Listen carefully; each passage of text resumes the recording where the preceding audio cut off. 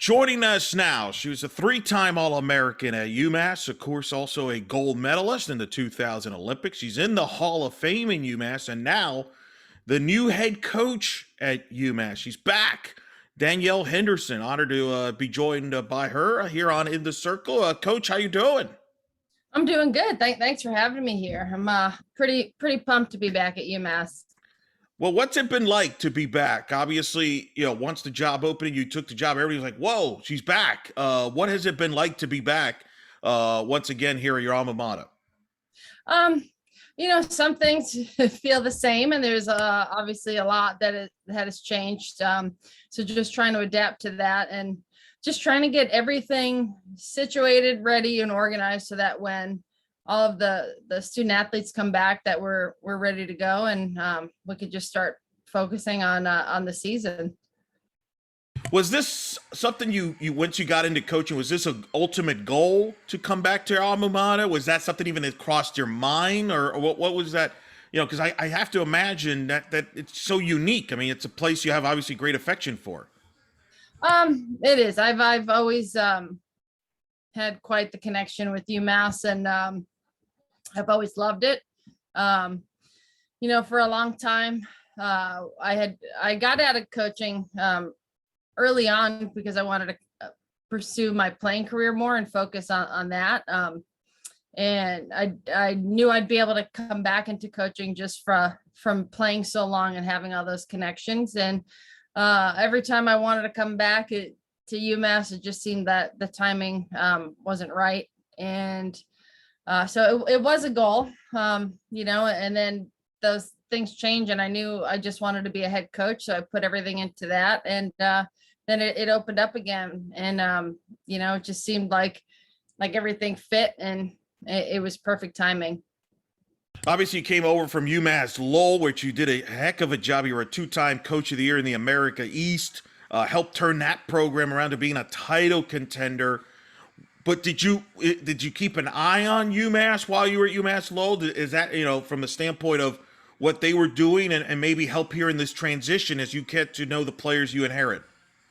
You know, coaching at Lowell, all my focus was on that. And then the scouting, I probably was more, I watched them a little bit more this year because we were supposed to play them. So, and then when you kind of get addicted to watching games on ESPN, and so you scroll through, so they were on, and I would watch. So just a little that way. Zoom has been great because then you get to know players that way, and I think it helps a little bit going into the season. You did mention you had a great run at UMass Lowell, and obviously there's mixed emotions because you leave a great group there, but you leave the program in great shape compared to when you inherited. Just talk about your time at UMass Lowell and what you learned about yourself as a coach from your time there. It was hard to leave that group behind because we invest a lot of time into getting the right players in that'll mesh, and we work hard with them every day. So you're really invested with that. I think what you learn is that you could be I learned that I could be a head coach and not just a pitching coach. And just having that philosophy to find those good kids that will work hard and be great athletes. You could kind of get a team together in one goal and get pretty far with that. And, I'm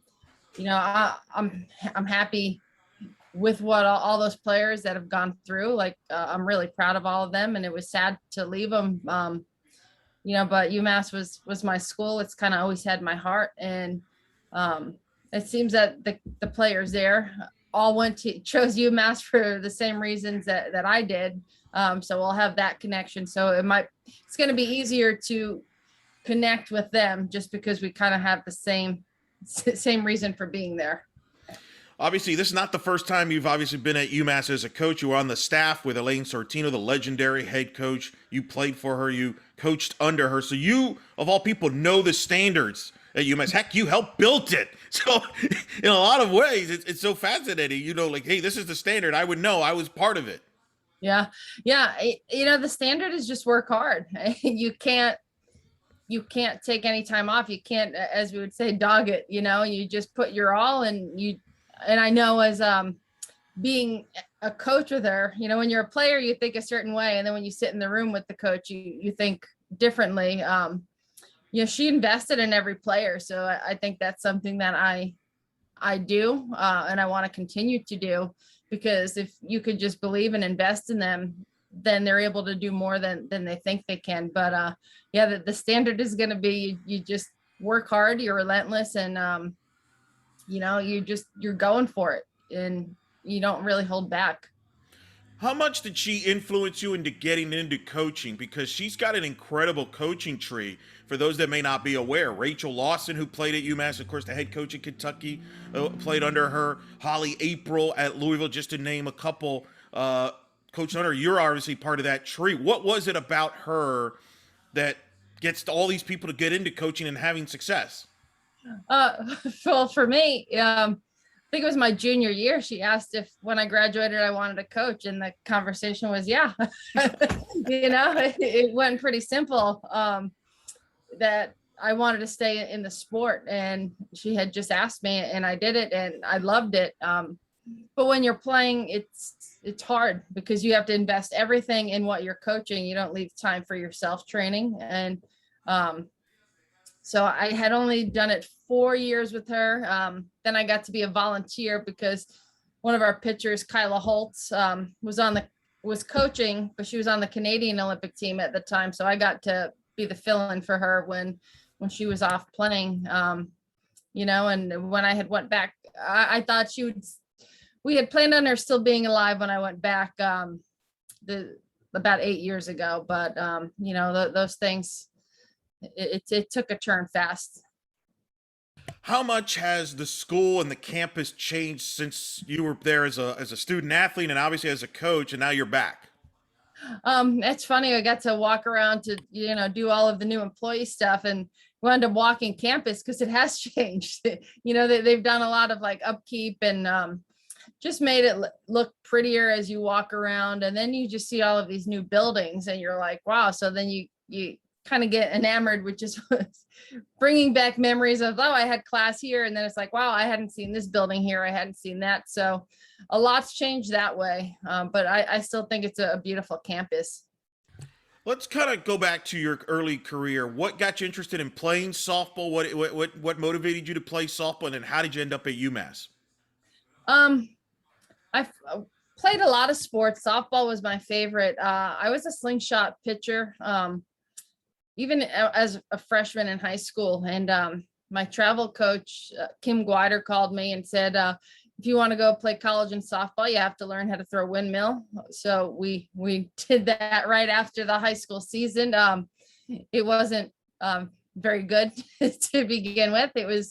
I would say it was a work in progress, but I knew I wanted to play Division I softball. So I kept at it. And there was really only 2 schools that I think saw me and knew me. One was Hofstra, because Bill Edwards was a gym teacher at my high school. And, we were all very interested in Hofstra and watching them. And the other was Elaine. She saw me and came to my house, told me she wanted to come and visit. And when I just went there, she just said, I think you have potential.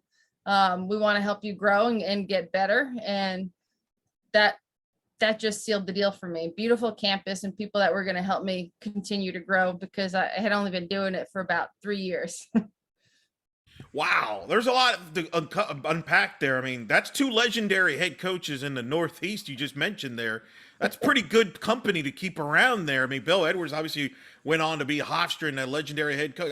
That's a wild story that he was your teacher there for you. Yeah, he was a teacher at the high school.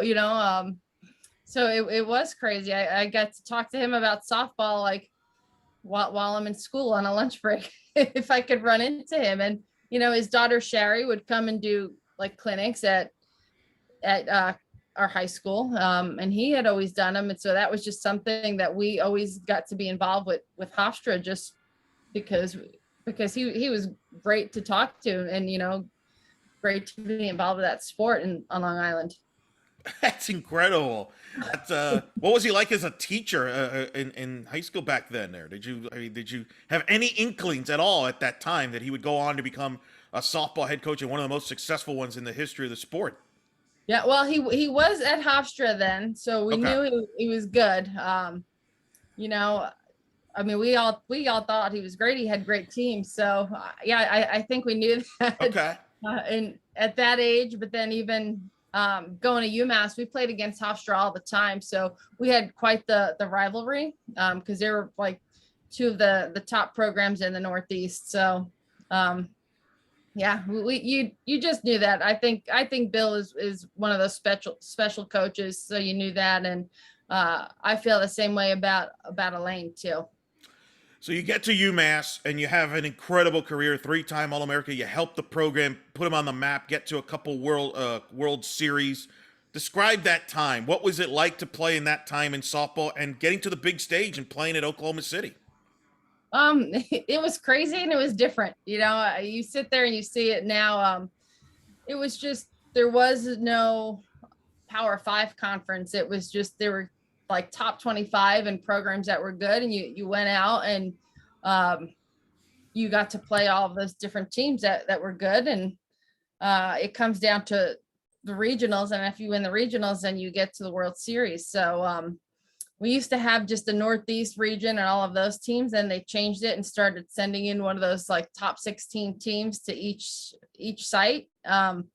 So we started making it when they were sending in those really good teams. So that was something that was just something awesome. I'll never forget the first time we won it, because we came back from the losers bracket, and then to go to Oklahoma and be in the World Series is just it's just awesome. It's an awesome atmosphere. You're playing against some of the top competition. So those are just a great 4 years, and it really helped me grow as a player. And I had like fantastic teammates and like a fantastic coach. So I'll never forget that.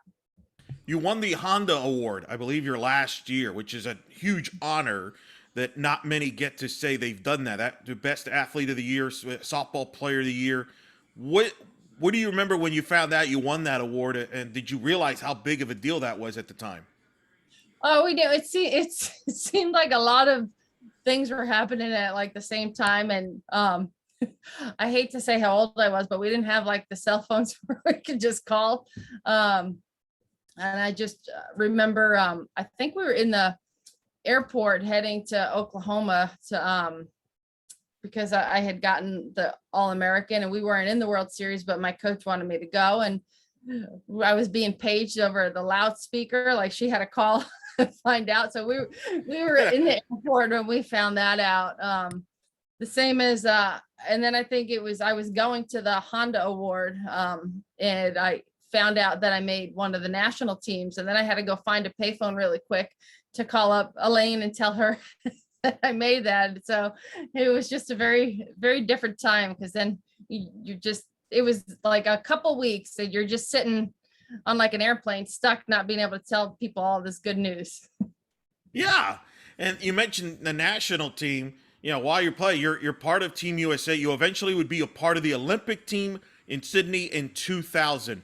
What do you remember about the day you found out you were going to be in the Olympics? It was in like the middle of the night. I just remember that they were just trying to get it together, and they were going to be, sliding like the list under your door and letting you know like who was on the team. It must have been like 3 or 4 in the morning when I found out, and I couldn't believe it. I thought it was like maybe a dream. But I actually wound up calling Elaine in the middle of the night, because she said I had to call her when I found out. And all she said is there was nobody that she could tell. So she wound up vacuuming her whole house until Dunkin' Donuts opened, and she went and got coffee and told the attendant, which they don't care, but she had nobody else that she could tell that early in the morning. That's an incredible story. Now, who was the head coach at the time there for Team USA? Ralph Raymond was. Ralph Raymond was the head coach. You got to play with players like Laura Berg, who was a USA lifer, Jennifer Brundage, Lisa Fernandez was on that team, Jennifer McFall, Stacy Newman, Leah O'Brien, Dot Richardson, who we just had on recently on the show, Michelle Smith.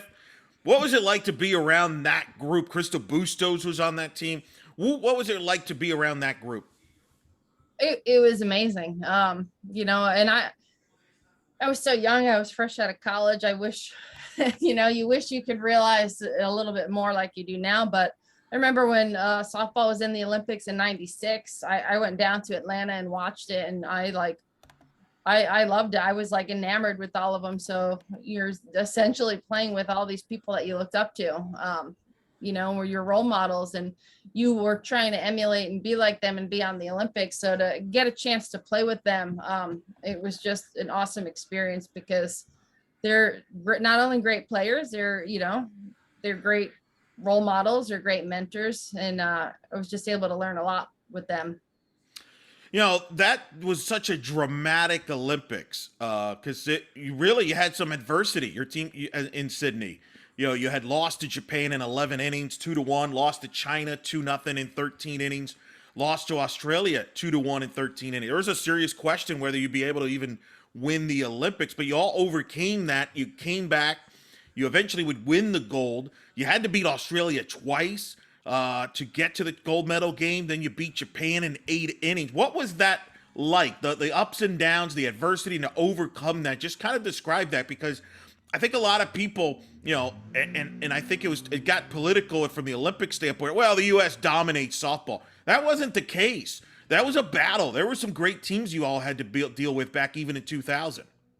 Yeah, I think, when you're playing for USA softball, you just you know that it's some of the best players, and we have great opportunities here between our college, all of that, and we're able to build a great thing. So it's kind of, you're shocked that you lose one game, and then it kept happening. I think everybody was in shock, and again, there were great leaders on that team and some great competitors. So I think I got to learn a lot just seeing them be able to step up in those big moments.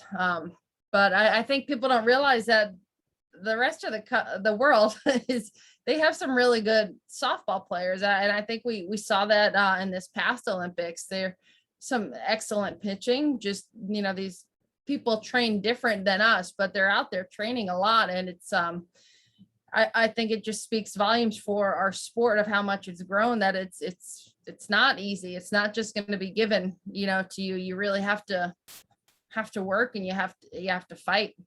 Did you have some flashbacks as you were watching the Olympics now, and some of the battles here in kind of the nail biting, low scoring games, great defense pitching? It was similar to 2000, wasn't it? Yeah, I mean, and you're watching from TV.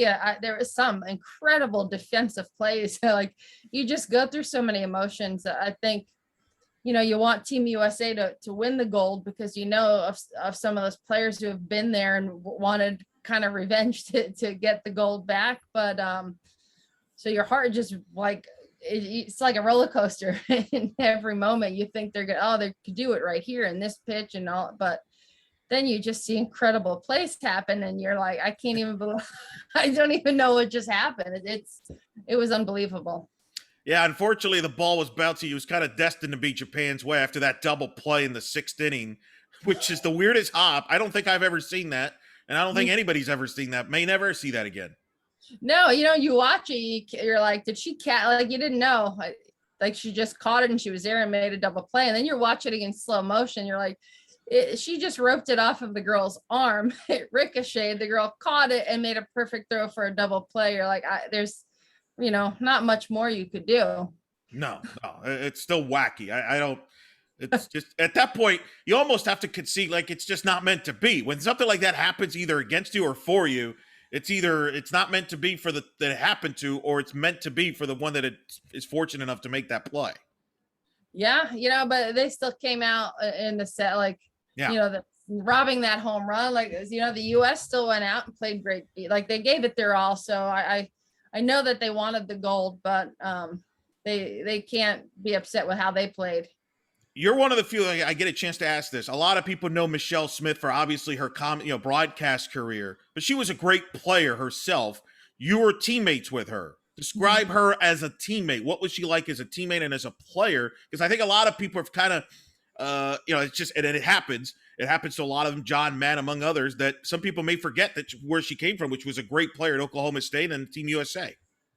Yeah, you know what? She got to be my roommate on the road too. So I got to learn a lot through her.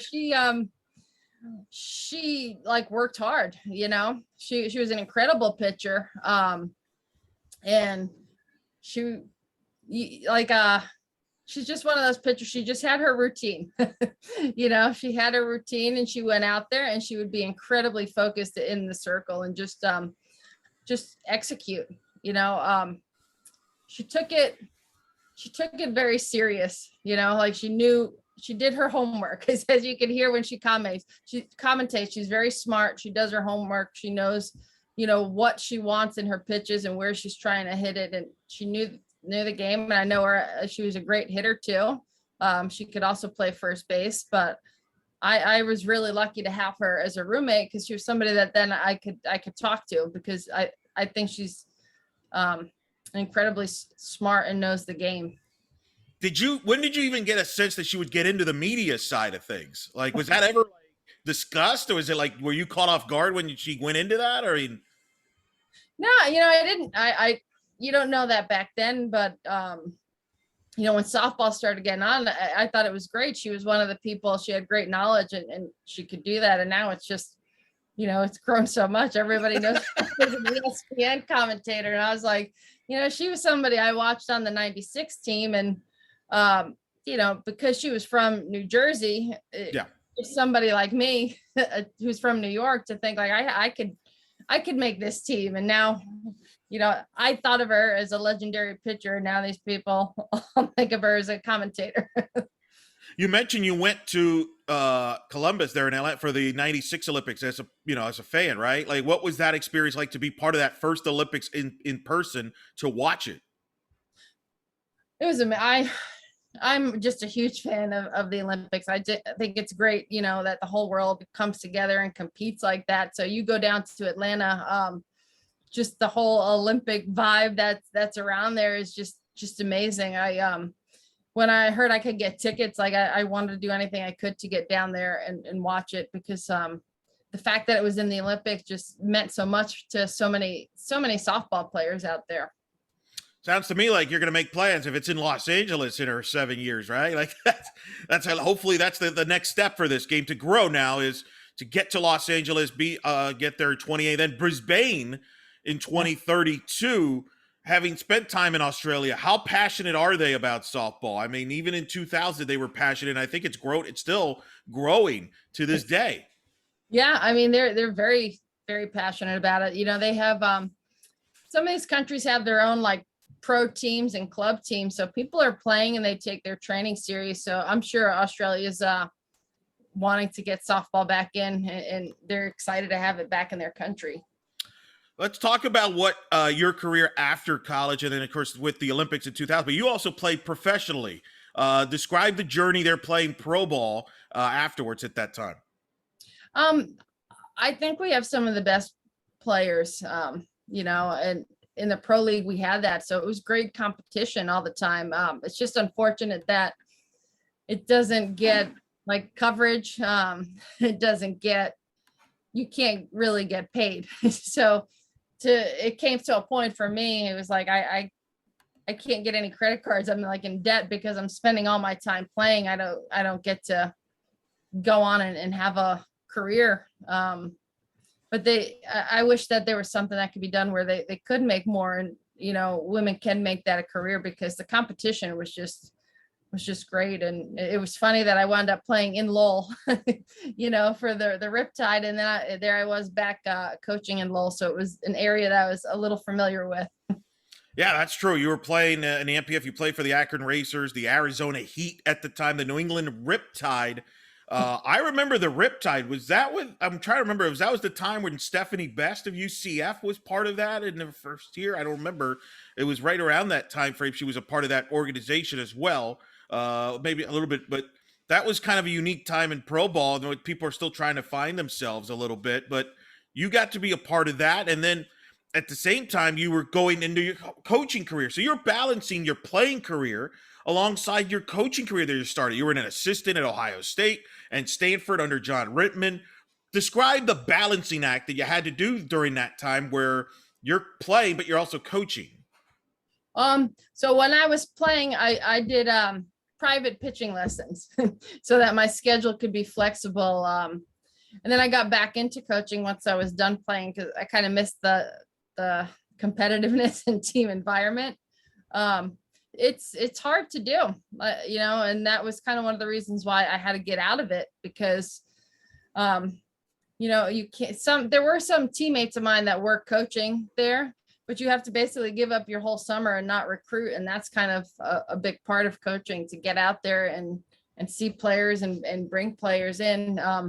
You can't really do it for like the longevity. I think, some head coaches will be okay with you doing it maybe a year or, but if you want to keep doing it, it makes it tough. It's a question you'll probably get asked a lot as time goes. What is the key to having success, having a successful program in the Northeast in softball?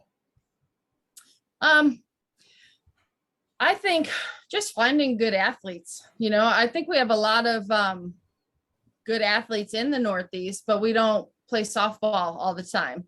So once you find them, you got to make development a huge thing, and you got to try to work every aspect of the game and work the little skills to try to catch up with that. But I think when you do that, if you have a good athlete, they can adapt, and they'll be able to play.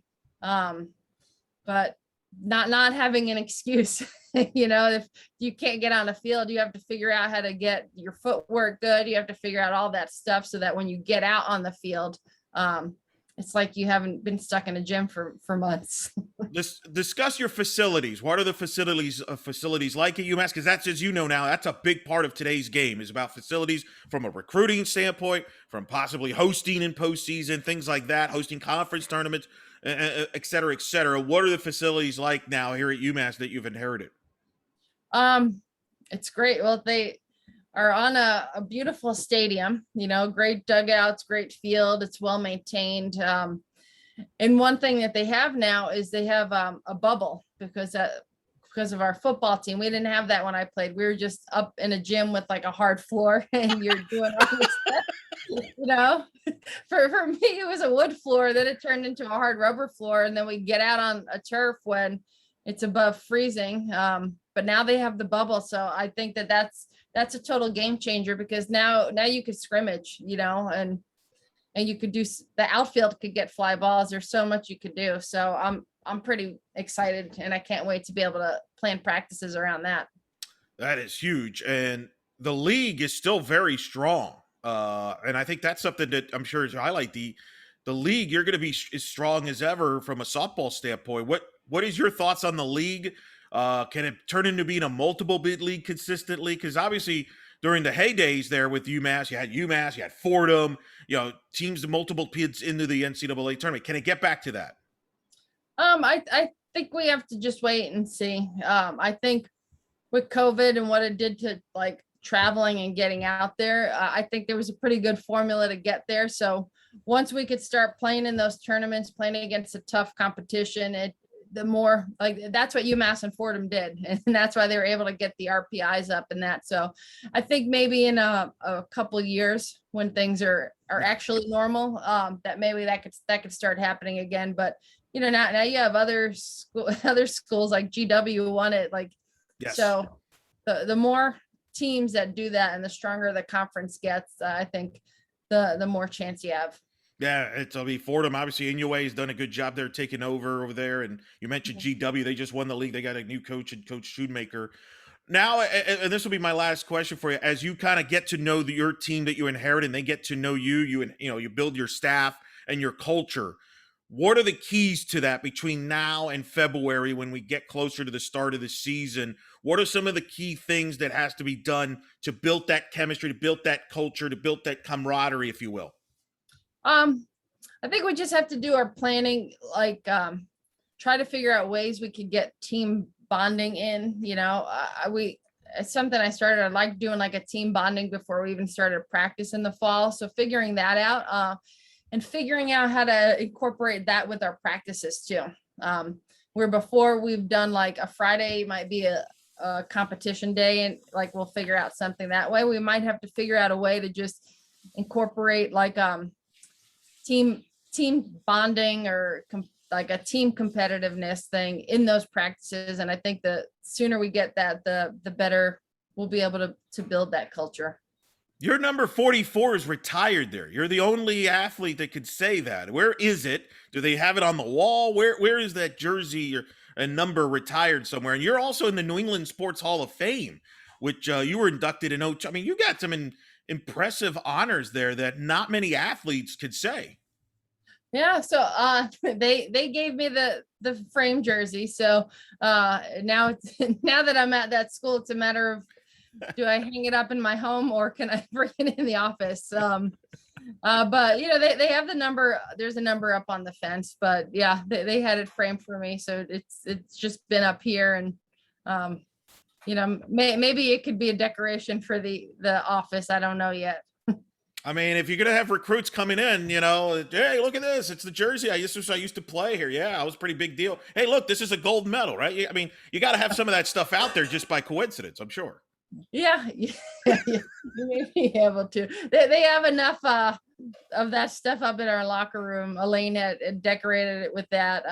So if they go down there, they know. But it's gonna be nice to be able to pull out some of that stuff, all my old UMass stuff, and decorate it that way. Well, we're excited that you're back. I know a lot of people were, when it was announced, social media was excited. A lot of UMass fans were excited. A lot of people were excited. So congratulations. Taking over the program, where we look forward to seeing what you could do there back at your alma mater. It was awesome to see you play and now seeing you coach in this level. And we wish you well. Thank you for taking the time. I know it's a busy time, and we hope to do this again down the road. Thank you. Thanks for having me again. And I'm super pumped, and I can't wait.